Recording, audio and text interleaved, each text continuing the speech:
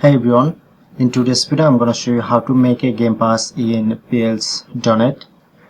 So first of all, open your Roblox. Before start the video, make sure to subscribe our channel and hit the bell icon for more updates. So let's get started. Look at the top bar, click on to create option and then click on to creation. Click on to name. Scroll down.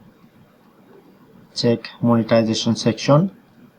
Passes, click on, and then showing here to create a pass, click on. If you want to change profile and select a name,